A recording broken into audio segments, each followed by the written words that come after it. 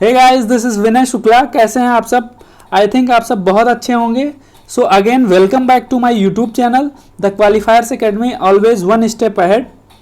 सो guys, जैसा कि हमने अपना जो एनटीए यूजीसी नेट जेआरएफ का पेपर 2 कॉमर्स है उसके सिलेबस का यूनिट नंबर 3 स्टार्ट किया हुआ है, जिसमें हमने अपने 4 यूनिट्स को कवर कर लिया है। और पिछले क्लास में हमने इलास्टिसिटी ऑफ डिमांड के कॉन्सेप्ट को पढ़ा था और हम एक नए टॉपिक के साथ आज पढ़ने वाले हैं। उस टॉपिक का नाम है relationship between AR and MR, means average revenue and marginal revenue. तो बिना किसी देरी के हम अपने इस टॉपिक पे आते हैं और आज की क्लास को स्टार्ट करते हैं। Okay, the concept of revenue. पहले तो हम लोगों को ये समझना पड़ेगा कि एआर एंड एमआर क्या है, और उससे पहले हमको ये समझना पड़ेगा कि रेवेन्यू क्या होता है, मींस पैसा।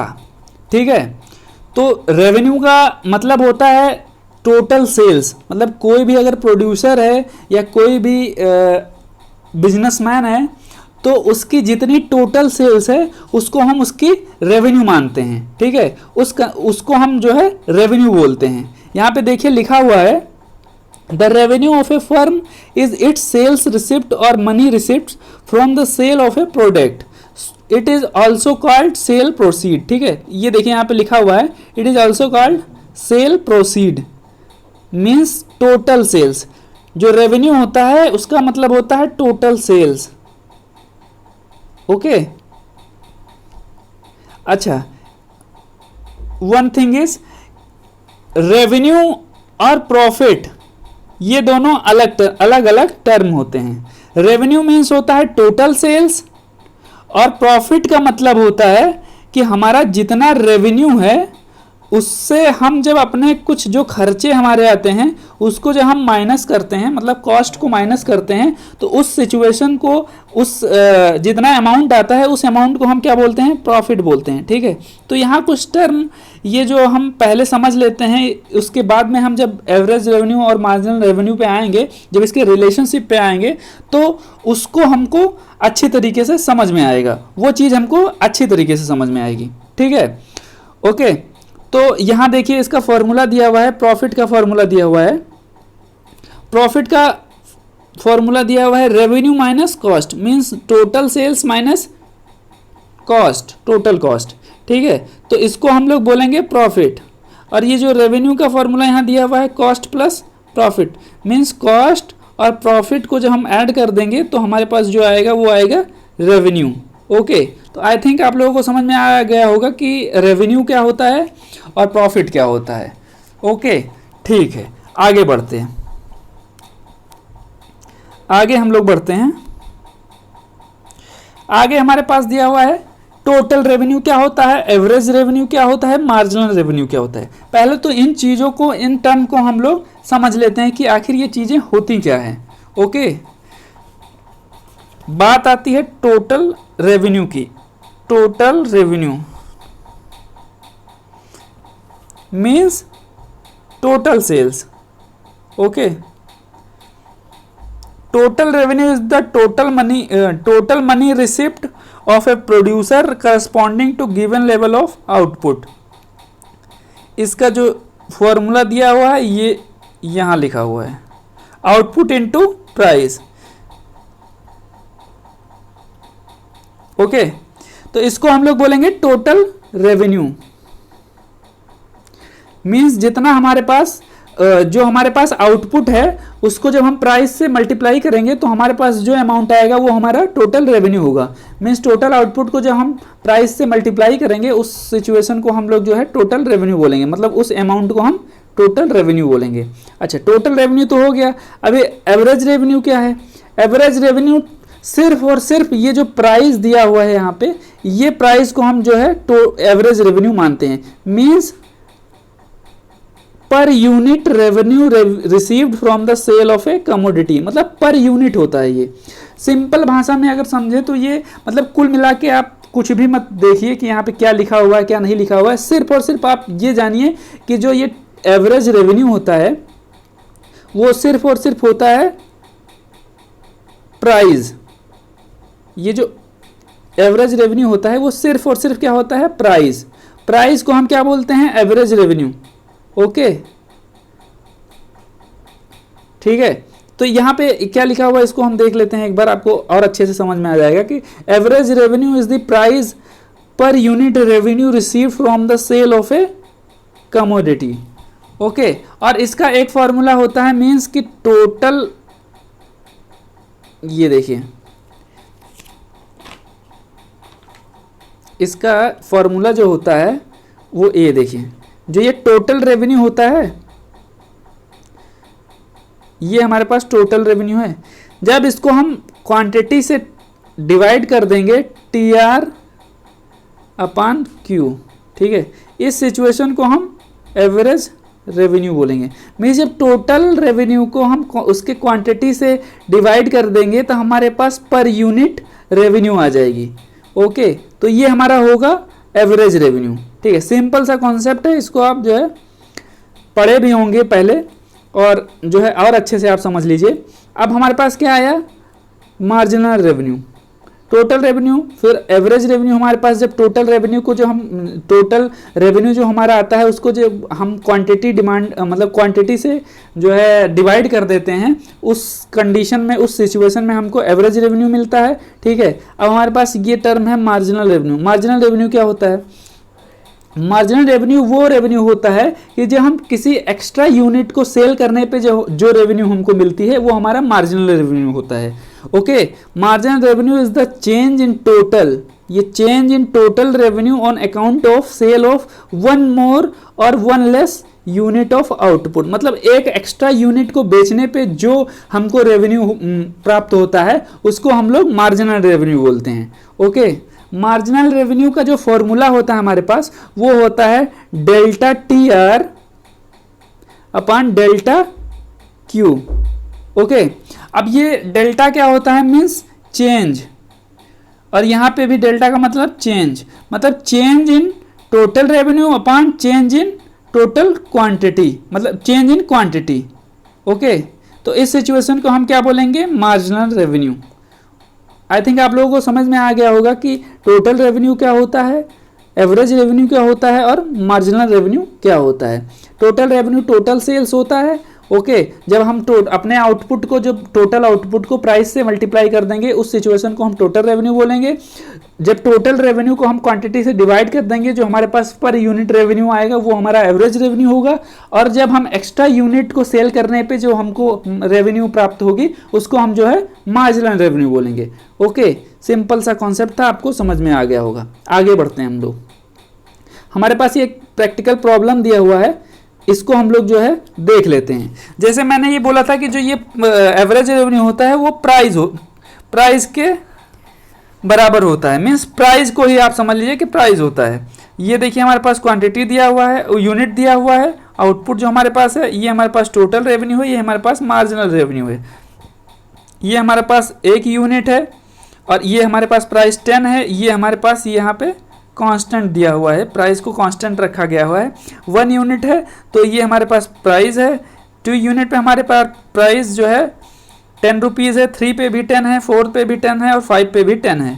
ओके, तो हमारे पास पहले यूनिट को बेचने से टोटल रेवेन्यू हमको आता है 10 रुपीज़, दूसरे यूनिट को बेचने से 20 रुपीज़, तीसरे यूनिट को बेचने से 30 रुपीज़ और 4th यूनिट को बेचने पे 40 रुपीज़ और 5th यूनिट को 50 रुपीज़।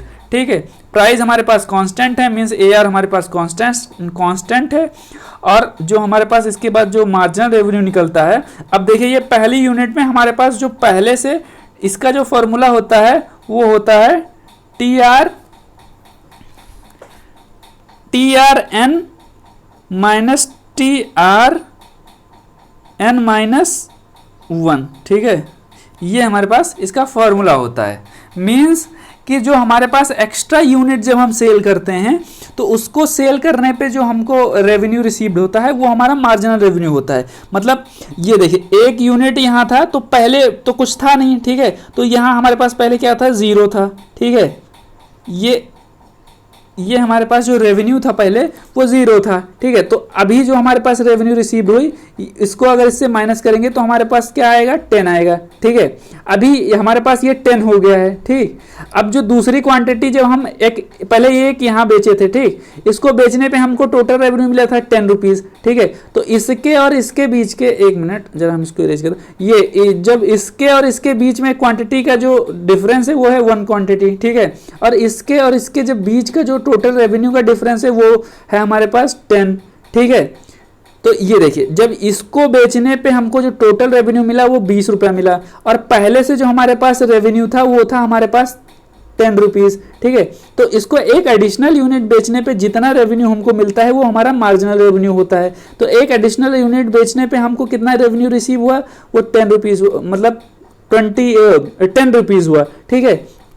तो जो ये हमारा जो टोटल रेवेन्यू है वो 20 हुआ, और पहले से हमारे पास कितना रेवेन्यू था, 10 था। तो इसको जब हम माइनस कर देंगे तो हमारे पास जो रेवेन्यू कितना रिसीव हुआ एक एक्स्ट्रा यूनिट बेचने पे, वो हमको 10 रुपीज़ हुआ, ठीक है। वैसे ही यहाँ पे भी है 30 minus 20 10, 40 minus 30 is equal to 10, 50 minus 40 is equal to 10, ठीक है। तो ये हमारा जो है एक एक्स्ट्रा यूनिट बेचने पे जो हमको रेवेन्यू मिलती है वो हमारा मार्जिनल रेवेन्यू होता है। तो आई थिंक आप लोगों को टोटल रेवेन्यू, ये हमारे पास टोटल रेवेन्यू हुआ, एवरेज रेवेन्यू हुआ और मार्जिनल रेवेन्यू हुआ, ठीक है। आई थिंक आप लोगों को एकदम क्लियर हो गया होगा कि ये क्या होता है, मार्जिनल रेवेन्यू क्या होता है, एवरेज रेवेन्यू क्या होता है और टोटल रेवेन्यू क्या होता है। टोटल रेवेन्यू सिंपल सा सेल होता है। टोटल सेल्स मींस जितना भी आउटपुट हमारे पास है इसको अगर हम प्राइस से मल्टीप्लाई कर देंगे तो हमारे पास टोटल रेवेन्यू आ जाएगा, ठीक है। अब उस टोटल रेवेन्यू को अगर हम अपन क्वांटिटी कर देते हैं तो वो हमारे पास एवरेज रेवेन्यू आ जाएगा। और जो मार्जिनल रेवेन्यू होता है वो होता है एक एक्स्ट्रा यूनिट को सोल्ड करने पे जब हमारे पास जो रेवेन्यू आता है उसको हम जो है मार्जिनल रेवेन्यू बोलते हैं। ओके, अब हम लोग आगे बढ़ते हैं। आगे हमारे पास ये कुछ रिलेशनशिप दिया हुआ है, इसको हम लोग थोड़ा पढ़ लेते हैं कि ये क्या दिया हुआ है। इसमें हमारे पास जो है लिखा हुआ है, marginal revenue is simply an addition to total revenue when one more unit of output is sold. वही चीज़ें जो हमने आपको अभी बताई है वही चीज़ें यहाँ पे लिखा हुआ है, ठीक है, कि एक एक्स्ट्रा यूनिट को सोल्ड करने पे जो रेवेन्यू प्राप्त होती है उसको हम मार्जिनल रेवेन्यू बोलते हैं। दूसरा कंडीशन यहाँ दिया हुआ है, in case price is constant, ठीक है। जब प्राइस कांस्टेंट रहती है मींस AR इज कांस्टेंट, ठीक है, उसका मतलब कि एवरेज रेवेन्यू कांस्टेंट है। Then MR should also be constant, ठीक है। जब AR हमारी कांस्टेंट रहती है तो MR भी हमारी कांस्टेंट रहती है, ठीक है। अब यहाँ क्या लिखा हुआ है, AR being equal to MR means जब AR हमारा कांस्टेंट रहेगा तो MR भी हमारा कांस्टेंट रहेगा, मींस वो भी इक्वल रहेगा। आगे हम लोग देखते हैं, तीसरी पॉइंट हमारे पास क्या दिया हुआ है, constant MR implies constant addition to TR means जो अगर MR कांस्टेंट रहेगा मींस 10 10 10 जो हमारा जो पिछला ये था, मींस कि जो अगर MR अगर कांस्टेंट है तो इसका मतलब कि जो TR में जो एडिशन यूनिट का जो वो हो रहा है, एडिशन हो रहा है जो यूनिट्स का, वो भी जो है उतने से ही ऐड होगा। मींस ये देखिए पिछली जो हमारा पिछला जो एग्जाम्पल था इसमें ये देख लीजिए, ये हमारे पास ये जो है ये कांस्टेंट है, MR जो हमारे पास ये कांस्टेंट है, ठीक है। तो इनके बीच का जो गैप है ये देखिए, यहाँ से यहाँ, यहाँ से यहाँ, यहाँ से यहाँ, यहाँ से यहाँ, ये भी कांस्टेंट है, ठीक है। वही चीज़ें यहाँ पे लिखा हुआ है, ये देखिए, constant MR implies constant addition to TR when an additional unit of output is sold. This implies that TR will increases at a constant rate. Means जब MR constant रहेगा तो TR जो increase करेगा वो constant rate से increase करेगा, ठीक है। तो इन तीनों जो रिलेशनशिप जो दिया हुआ है इसको हम लोगों ने समझ लिया सिंपल वे में। सिंपल सा टॉपिक है ये TR और MR AR, ठीक है। तो इसको हम लोगों ने अच्छे से समझ लिया। अब आगे हम लोग बढ़ते हैं कि आगे हमको क्या दिया हुआ है। अब आगे जो हम लोग आते हैं, एक सिचुएशन और दिया हुआ है कि अगर AR कांस्टेंट नहीं है तो उस सिचुएशन में क्या होगा। मान लिया कि अगर AR कांस्टेंट है तो उस सिचुएशन में तो हमारा MR भी कांस्टेंट हो जाएगा, ठीक है, और जो TR में एडिशन होगा वो कांस्टेंट वे में होगा, ठीक है। अगर मान लिया कि AR कांस्टेंट ही नहीं है, ठीक है, तो उस कंडीशन में क्या है उसको भी हम लोग देख लेते हैं एक बार। ये देखिए आउटपुट हमारे पास है ये हमारे पास प्राइस है, ए आर है, ये हमारे पास टी आर है, ये हमारे पास एम आर है। ठीक है, तो ये हमारे पास एक क्वांटिटी है, इसका प्राइस है 10, टोटल रेवेन्यू हमारे पास 10 आ गया। मार्जिनल रेवेन्यू पहले मीन्स हमारे पास जो कुछ था नहीं तो 0 था, तो इसका मतलब कि मार्जिनल रेवेन्यू भी हमारे पास जो है 10 होगा। ओके, अब हमारे पास दूसरा यूनिट है, 2 यूनिट है, इसको जब हम मल्टीप्लाई करेंगे प्राइस से तो ये हमारे पास जो टोटल रेवेन्यू होगा वो 19 आ जाएगा, और जो मार्जिनल रेवेन्यू हमारे पास है वो हमारा जो है 9 हो जाएगा। मीन्स जो ये टोटल रेवेन्यू आया है उससे जब हम पहले वाले रेवेन्यू को माइनस कर देंगे तो वो हमारा जो एडिशनल यूनिट को सोल्ड करने पे जो रेवेन्यू आएगा वो हमारा मार्जिनल रेवेन्यू 9 हो गया। ठीक है, ये हमारा तीसरी यूनिट है, इसको 3 यूनिट को जब हम सोल्ड करेंगे तो 9 रुपये हमारा प्राइस दिया हुआ है, इस हिसाब से हमारे पास टी आर 27 हो गया। उसके बाद में एम आर हमारे पास जो पहले हमारे पास जो ये टी आर आया है 27, उसको जब हम पहले वाले एम आर से माइनस करेंगे तो हमारे पास ये पहले वाले इसको 19 को माइनस करेंगे तो हमारे पास आएगा 8। ठीक है, जो हमारा एम आर है वो 8 है। फिर 4th यूनिट हमारे पास दिया हुआ है, इससे मल्टीप्लाई करेंगे प्राइस से 34 आएगा, और जो एम आर हमारे पास आएगा वो 7 आएगा। अब एक चीज़ हमको ये बताइए कि आप लोग इसमें देख रहे होंगे कि जो ये प्राइस है वो घट रहा है धीरे धीरे, और जो ये एम आर है वो भी घट रहा है धीरे धीरे। मीन्स ए आर भी घट रहा है और एम आर भी घट रहा है। ये देखिए, ये 10 फिर 9.5 फिर 9 फिर 8.5। ठीक है, अब ये देखिए 10 फिर 9 फिर 8 फिर 7। मीन्स इससे आपको ये पता लग रहा है कि जो ए आर है वो भी घट रहा है और जो एम आर है वो भी डिक्लाइन कर रहा है, पर जिस रेट से ए आर डिक्लाइन कर रहा है वो थोड़ा कम रेट है, और जो एम आर है वो थोड़ा तेजी से डिक्लाइन कर रहा है। तो यहाँ पे जो सिचुएशन होती है, अगर ए आर कॉन्स्टेंट नहीं है तो उस सिचुएशन में ए आर और एम आर दोनों डिक्लाइन करेगा, लेकिन ए आर एम आर की तुलना में जो है कम रेट से डिक्लाइन करेगा, और एम आर जो है वो तेजी से डिक्लाइन करेगा। इसका मतलब हमने समझ लिया कि ए आर जो है वो थोड़ी कम रेट से जो है डिक्लाइन करेगा, और एम आर जो हमारा है वो थोड़ी तेजी से डिक्लाइन करेगा। ओके, तो आगे हम लोग अब बढ़ते हैं। आई थिंक आप लोगों को क्लियर हो गया होगा कि ए आर जो है थोड़े कम रेट से डिक्लाइन करता है और एम आर हम जो है वो थोड़ा तेज से डिक्लाइन करता है। किस सिचुएशन में? जब ए आर हमारा कांस्टेंट नहीं रहता है। ओके, आगे बढ़ते हैं। आगे हमारे पास अब जाके हम लोग जो है आए हैं रिलेशनशिप बिटवीन ए आर और एम आर। ठीक है, तो इस रिलेशनशिप को पढ़ने के लिए हम लोगों को जो फॉर्म्स ऑफ मार्केट दिया, फॉर्म्स ऑफ मार्केट हमारा होता है परफेक्ट कंपटीशन और मोनोपोली और मोनोपोलिस्टिक, उस सिचुएशन में रख के हम लोग ये देखते हैं कि ए आर और एम आर का रिलेशनशिप क्या होता है। तो उसके लिए हमको परफेक्ट मार्केट का कुछ जो है फीचर जानना पड़ेगा, मोनोपोली का कुछ फीचर जानना पड़ेगा, और परफेक्ट कंपटीशन का मोनोपोलिस्टिक कंपटीशन का फीचर जो है हम लोग को कुछ जानना चाहिए। वैसे हम लोग जब हमारा एक नया जो क्लास होगी जो इसके सिर्फ और सिर्फ इसके लिए परफेक्ट कंपटीशन और मोनोपोली और मोनोपोलिस्टिक के लिए, उसमें हम लोग ये देखेंगे कि इन तीनों जो मार्केट की जो कंडीशन है उसमें प्राइस का डिटर्मिनेशन किस तरीके से होता है और ये मार्केट क्या होते हैं। पर अभी हम लोगों को इसको समझने के लिए, ए आर और एम आर को समझने के लिए तीनों मार्केट्स के कुछ फीचर्स को जान लेना चाहिए। ठीक है, तो परफेक्ट कंपटीशन की अगर बात की जाए तो इसमें क्या होता है कि लार्ज नंबर ऑफ सेलर्स होते हैं और बायर्स होते हैं, और इसमें जो होमोजीनियस प्रोडक्ट होता है, और जो इसमें क्या कहते हैं कि फर्म के पास परफेक्ट नॉलेज होती है।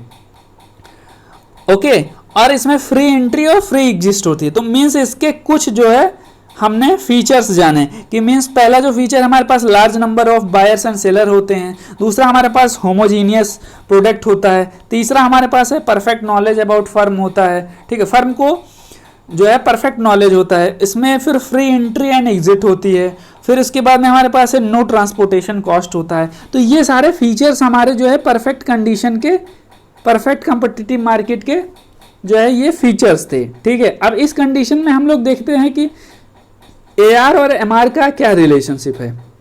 यहाँ पे हमारे पास जो है ये एक टेबल दिया हुआ है, इसके माध्यम से हम लोग पहले समझते हैं कि क्या हुआ है।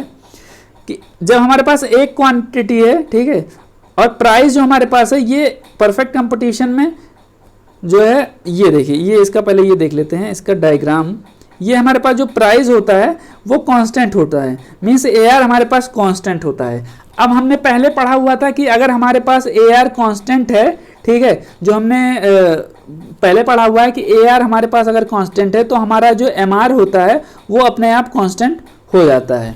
ओके, तो उस सिचुएशन में अगर ये हमारे पास कांस्टेंट है तो ये MR जो हमारा ये है ये भी हमारे पास कांस्टेंट है, ठीक है।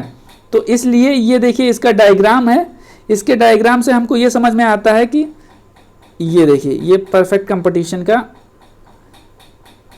Revenue curve under perfect competition है। ये MR और AR हमारा जो है AR इक्वल टू MR है, ये हमारा जो है सीधी लाइन में है। ओके, तो ये हमारा जो टेबल है इसको पहले समझ लेते हैं कि एक ये क्वांटिटी हमारे पास 1 है, उस समय हमारा प्राइस 5 है, टोटल रेवेन्यू हमारे पास 5 आ गया, तो मार्जिनल रेवेन्यू हमारे पास 5 ही रहेगा।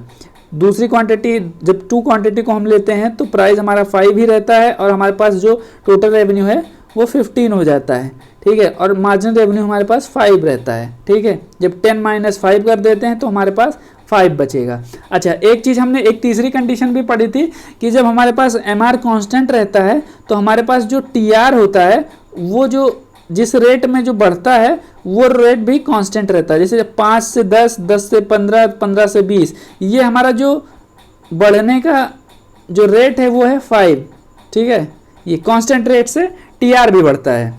तो ये सारी सिचुएशन को हमने पहले भी पढ़ा हुआ था, वही चीज़ें यहाँ पे भी दी हुई हैं। तो आई थिंक आप लोगों को समझ में आ गया होगा कि परफेक्ट कंपटीशन के केस में रेवेन्यू का जो डिटर्मिनेशन होता है, जो रेवेन्यू होता है वो AR और MR हमारा जो होता है वो होता है कांस्टेंट। ओके, और यहाँ इसका हम लोगों ने डायग्राम देखा, इस डायग्राम से हम लोगों को ये पता चल रहा है कि ये देखिए ये AR और MR हमारा जो है परफेक्ट कंपटीशन में इक्वल रहता है, ठीक है। तो आई थिंक आप लोगों को समझ में आ गया होगा, बहुत सिंपल सा टॉपिक था। आगे हम लोग बढ़ते हैं, दूसरे कंडीशन में देखते हैं कि क्या होता है।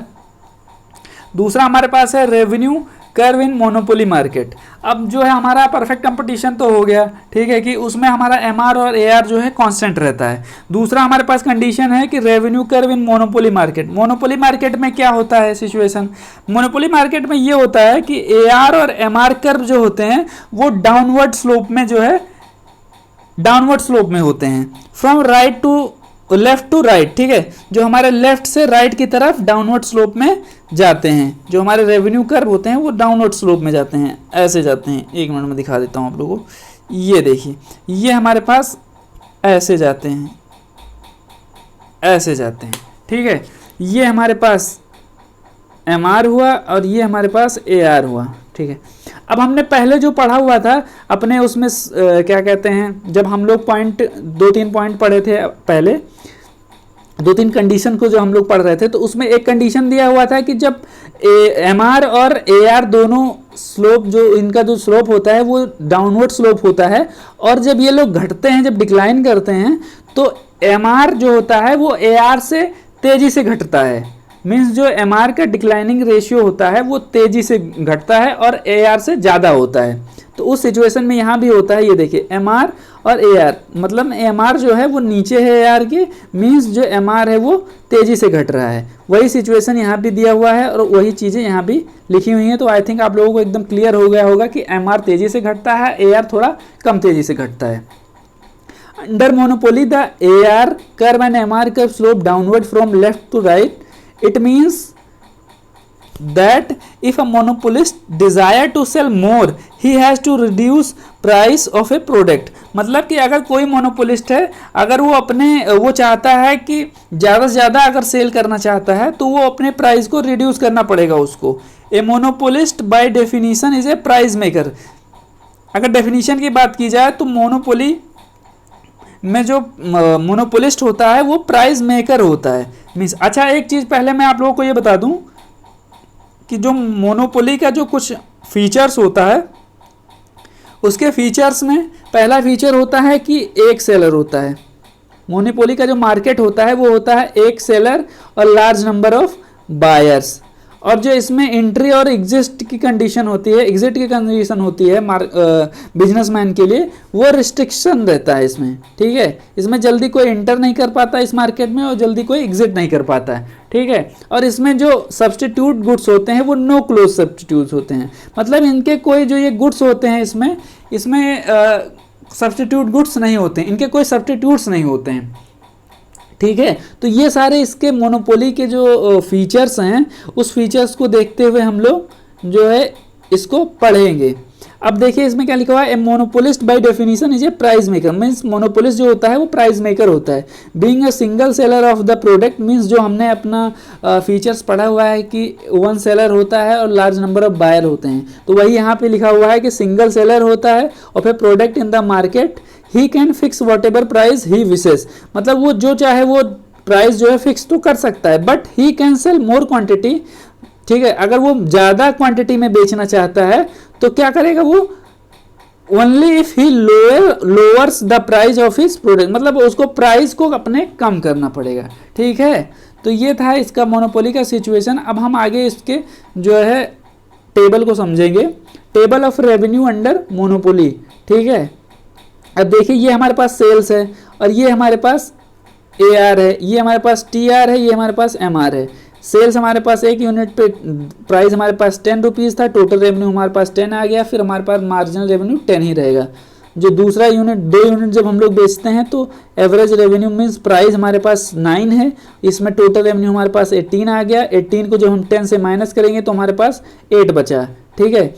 3 यूनिट को जो हम लोग बेचेंगे तो 8 रुपीज़ की प्राइस है, 24 हमारा TR आ गया, इसमें जब हम 18 को माइनस करेंगे तो हमारे पास 6 MR आ गया।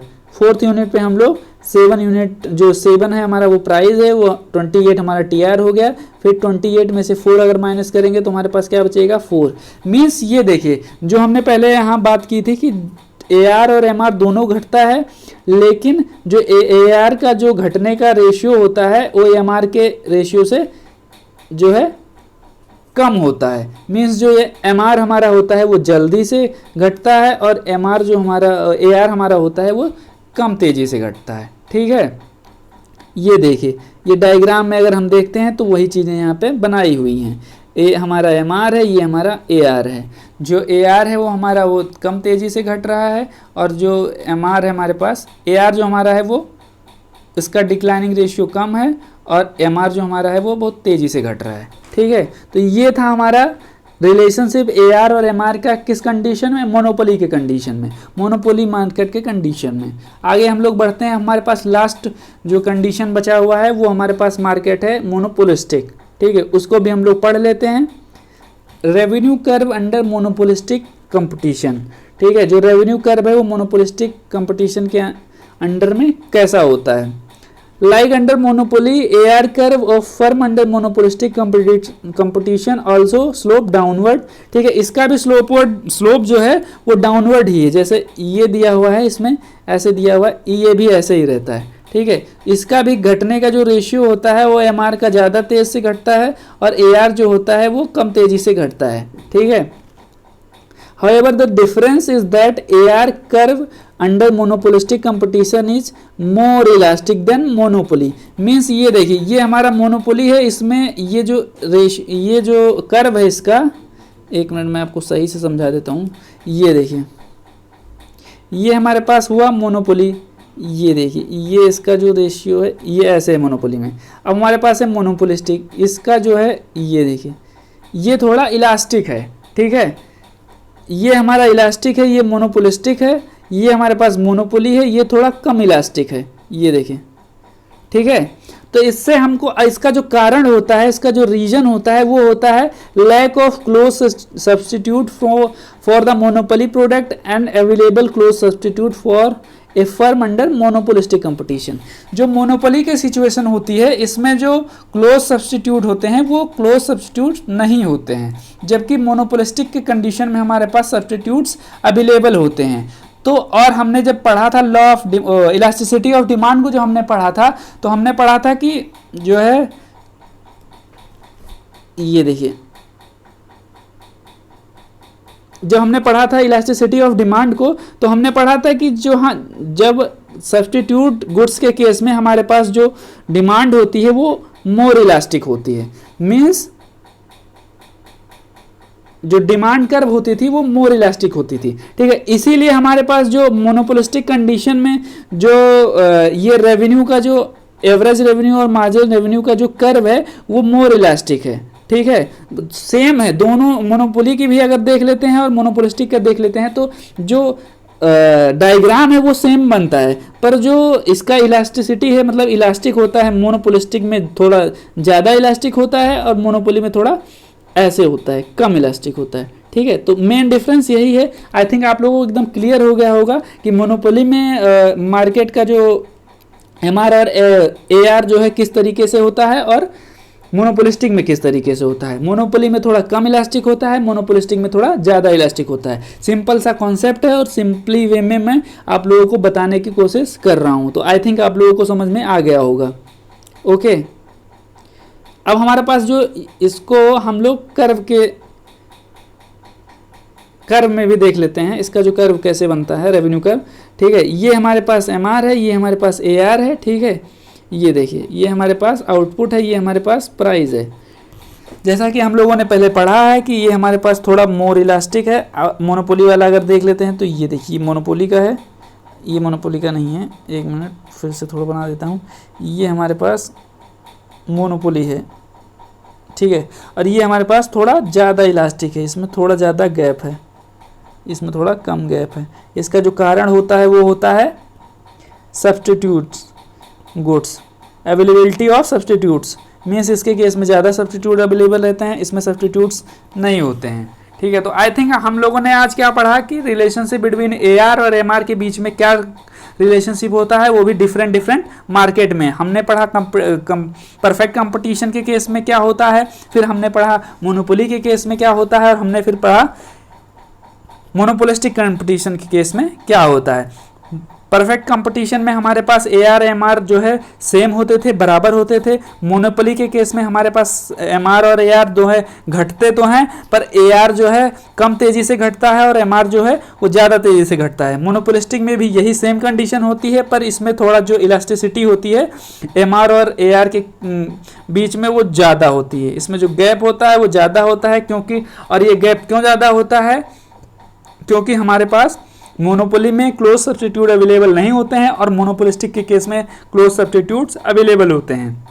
मोनोपोलिस्टिक का जो मार्केट का जो फीचर है वो हमारे पास क्या है, large number of buyers and sellers है, प्रोडक्ट डिफरेंशिएशन होता है, इसमें freedom of entry and exist होती है, ठीक है, और हमारे पास नॉन प्राइस कंपटीशन होता है। ये इसके कुछ फीचर्स थे। तो आई थिंक आप लोगों को समझ में आ गया होगा। अभी हम लोग जब मोनोपोलिस्टिक और परफेक्ट कंपटीशन मार्केट के जब प्राइस डिटर्मिनेशन को पढ़ेंगे तो उस समय हम लोग जो है इन तीनों मार्केट्स को और अच्छे तरीके से पढ़ेंगे कि इन तीनों मार्केट्स में इसके क्या फीचर्स हैं और इसके क्या क्या और चीज़ें हैं, ठीक है। तो उस समय हम लोग और अच्छे से इसको पढ़ेंगे। तो आई थिंक हमने जो आज पढ़ा वो एवरेज रेवेन्यू और मार्जिनल रेवेन्यू के बीच में क्या रिलेशनशिप है उस चीज़ को हम लोगों ने आज समझ लिया, ठीक है।